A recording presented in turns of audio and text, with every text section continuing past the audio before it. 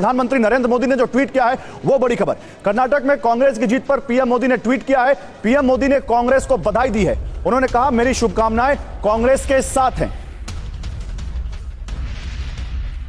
उम्मीद है कि कांग्रेस की जो सरकार होगी वो जनता की उम्मीदों पर खरी उतरेगी, यह भी उन्होंने कहा है। इसके अलावा एक और बड़ी खबर है, देखिए, प्रचंड जीत के बाद प्रियंका गांधी का भी बयान आया है। वो शिमला में है और वहीं उन्होंने पत्रकारों से बात की है। प्रियंका गांधी का बयान आया है कर्नाटक में कांग्रेस पार्टी की प्रचंड जीत के बाद। उन्होंने कहा, ध्यान भटकाने वाली राजनीति नहीं चलेगी, परम आदरणीय खड़गे जी को बधाई। यह कहा प्रियंका गांधी ने। सिद्धारमैया जी, शिव कुमार जी को भी बधाई। सुनिए क्या कहा प्रियंका गांधी ने। कर्नाटका की जनता को बहुत बहुत दिल से बधाई देना चाहती हूँ। और उन्होंने पूरे देश में आज ये संदेश दे दिया है कि जो राजनीति जनता चाहती है वो अपनी समस्याओं के समाधान की राजनीति चाहते हैं। अपने मुद्दों पर बात होनी चाहिए। हमारा पूरा प्रचार हिमाचल प्रदेश ने भी यही दिखाया। हमारा पूरा प्रचार यही रहा था कि जनता के मुद्दों पर हमें बात करनी चाहिए। वो मुद्दे हैं महंगाई, बेरोजगारी, भ्रष्टाचार। जनता विकास चाहती है और आज से दोनों हिमाचल प्रदेश और कर्नाटका ने इस देश को साबित कर दिया है कि ध्यान भटकाने वाली राजनीति अब नहीं चलेगी।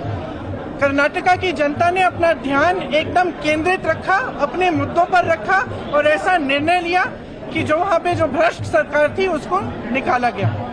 भटकाने वाली राजनीति नहीं चलेगी, यह लबोलुआब यहां पर प्रियंका गांधी के इस बयान का। हर्षवर्धन त्रिपाठी मेरे साथ स्टूडियो में आ चुके हैं। जल्दी से कमेंट इनका लेते हैं, फिर वो 9 फैक्टर दिखाएंगे। हर्षवर्धन जी, यहां हम देख रहे हैं प्रधानमंत्री ने भी बधाई दे दी है और अभी हमने यहां पर अपने जो शो का नाम रखा 40% वाली हार क्वेश्चन मार्क। इसमें एक बहुत इंटरेस्टिंग डेटा ये निकल कर आया कि 40% मंत्री भी चुनाव हार गए। 30 में से 13 मंत्री चुनाव हार गए। आपका क्या एनालिसिस है हर्षवर्धन जी? नहीं, निश्चित तौर पर अभी तो देखिए, कांग्रेस पार्टी की हर रणनीति, हर दांव बहुत शानदार रहा है और भारतीय जनता पार्टी की रणनीति खराब रही है। लेकिन यहां एक दो बातें हैं जिसको निश्चित तौर पर देखना चाहिए। एक पॉलिटिकल ऑब्जर्वेशन जो है उसमें बहुत साफ है कि भाजपा का जो बेस वोट है लिंगायत, वो कहीं गया नहीं। दूसरी जो महत्वपूर्ण बात है कि अगर हम कहें कि जिसको हम कहते थे कि येदियुरप्पा कुछ नहीं, मैंने वही कहा कि जनादेश कांग्रेस के पास है लेकिन जनाधार बीजेपी का खत्म हुआ नहीं। ये अभी यहां पर एनालिसिस करना बाकी है निश्चित तौर पर। हाँ। और दूसरा उससे आगे की जो बात कहें कि भारतीय जनता पार्टी ने जोखिम लिया था, एक कोशिश की थी कि अपने लिंगायत फोल्ड से बाहर निकलकर, आगे निकलकर वो कुछ लोगों को शामिल करना चाहती थी। वो दांव उसका असफल रहा। और एक बहुत जरूरी चीज जो भारतीय जनता पार्टी के लिए समझने की है कि स्टेट लीडरशिप अगर बहुत मजबूत नहीं होगी तो हर बार मोदी जी अपने कांधे पर कितना खींचकर ले जा पाएंगे। ये बड़ी बात आपने कही और मोदी फैक्टर की भी बात होगी इस चुनाव को लेकर। लेकिन जल्दी से आइए जरा दिखाते हैं आपको वो 9 फैक्टर जो हम यहां सामने लेकर आए हैं और फिर अपने मेहमानों के पास जाते हैं। बीजेपी से प्रेम शुक्ला है, कांग्रेस से अलका लांबा है। लेकिन पहले ये 9 फैक्टर देखिए यहां पर जल्दी से। इनको हम डिटेल में भी बताएंगे लेकिन पहले ये 9 फैक्टर। भ्रष्टाचार, जिस 40% वाले की हम बात कर रहे थे, अगर इसको क्लोज करके दिखा सके पीसीआर प्लीज क्लोज करिएगा। भ्रष्टाचार, पे सीएम, 40% कमीशन, ये तमाम कैंपेन चलाए यहां पर कांग्रेस ने और वो कैंपेन क्या उनको फायदा देता दिख रहा है? सत्ता विरोधी लहर, एंटी इनकम्बेंसी, क्या यह भी एक फैक्टर रहा? लोकल लीडरशिप की नाकामी, किसकी? बीजेपी की, जिसकी बात अभी हर्षवर्धन जी कह रहे थे। 3 फैक्टर ये हो गए। इसके अलावा कांग्रेस का कैंपेन बेहतर था। घोषणा पत्र में जो उन्होंने गारंटी की बात की, बीएस येदियुरप्पा जो कार्ड खेला यहां पर बीजेपी ने, क्या इसका फायदा नहीं हुआ? इसके अलावा 3 फैक्टर और सांप्रदायिक मुद्दे, सांप्रदायिक मुद्दों में बजरंगबली का जो मुद्दा आया। इसके अलावा मुंबई, कर्नाटक और ओल्ड मैसूर, ये 2 रीजन जिनमें 105 सीटें आती हैं 224 में से, इन दोनों में कर्नाटक की बड़ी जीत हासिल हुई है। ओल्ड मैसूर इसलिए भी बहुत दिलचस्प है क्योंकि ये जेडीएस का गढ़ था, वहां से कर्नाटक में कांग्रेस सीटें निकाल कर लाई है। तो ये 9 फैक्टर हम दिखाएंगे लेकिन जल्दी से आप 3 फैक्टर आपको दिखा देते हैं। भ्रष्टाचार की अगर बात करें, मुंबई सरकार पर 40% कमीशन लेने का आरोप लगाया कांग्रेस ने, जिस 40% की हम बात कर रहे थे। कांग्रेस ने पे सीएम कैंपेन चलाया, क्या यह उनके लिए फायदेमंद रहा? भ्रष्टाचार के मुद्दे को लेकर मुंबई सरकार पर मठ से 30% की रिश्वतखोरी का तक का आरोप लगा और इसके अलावा बीजेपी के प्रमुख नेता येदियुरप्पा पर भी भ्रष्टाचार के आरोप लगते रहे और क्या इसका भी वहां पर फायदा मिला? सत्ता विरोधी लहर, एंटी इनकम्बेंसी, पिछले 38 सालों से कोई भी सरकार वहां दोबारा नहीं आई है, क्या यह भी एक ट्रेंड यहां पर फिर से आया? हर चुनाव के मुकाबले इस बार रिकॉर्ड तोड़ 73% मतदान, जिसको कहा जाता है कि ज्यादा मतदान यानी एंटी इनकम्बेंसी फैक्टर वहां पर दिखता है। विकास की जगह हिंदुत्व को हवा देना, जनता को रास नहीं आया, क्या यह भी एक बड़ा यहां पर फैक्टर है? और इसके अलावा बोम्मई की जन नेता वाली अपील ना होना, यानी मास लीडर ना होना उनका, क्या यह भी एक फैक्टर है? जल्दी से एक और देख लीजिए, फिर जाते हैं अपने मेहमानों के पास। लोकल लीडरशिप की नाकामी, बीजेपी के स्थानीय नेताओं में एकता की कमी दिखी। पूर्व मुख्यमंत्री जगदीश शेट्टार तक चले गए पार्टी छोड़कर।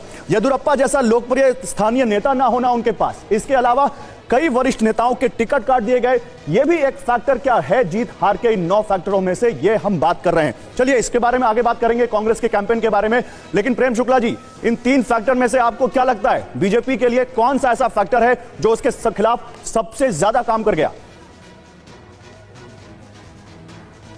देखिए, हम चुनाव जीतने के लिए लड़ते हैं और जब हम चुनाव जीत नहीं पाते हैं तो सीखने का अवसर निश्चित तौर पर होता है।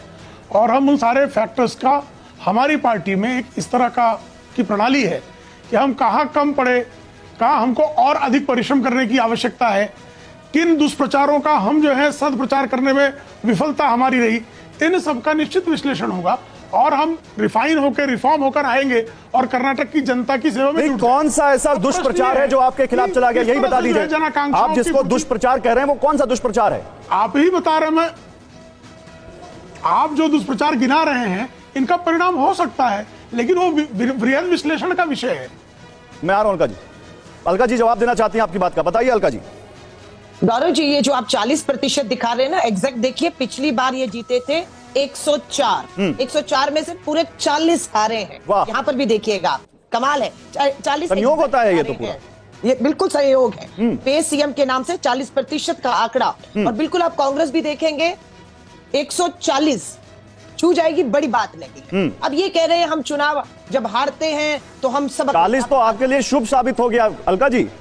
मैं बिल्कुल, ये पूरे कर्नाटक के लिए शुभ साबित हो गया है। और बिल्कुल हमारे एक पैनलिस्ट जब बता रहे थे कि प्रधानमंत्री जी हर बार चेहरा बनेंगे राज्यों के चुनावों में, तो ये भी साबित हो गया कि प्रधानमंत्री जी का मुखड़ा और दुखड़ा दोनों फेल। लेकिन अलका जी, इसी डिबेट में एक बात और आई है, आप जीती हैं, आप लोग खुश हैं, आपको पूरा हक है, आगे आपको सरकार चलाने का जनादेश कर्नाटक से मिला है। बिल्कुल, लेकिन इसी आंकड़े में आपको यह बात देखनी चाहिए।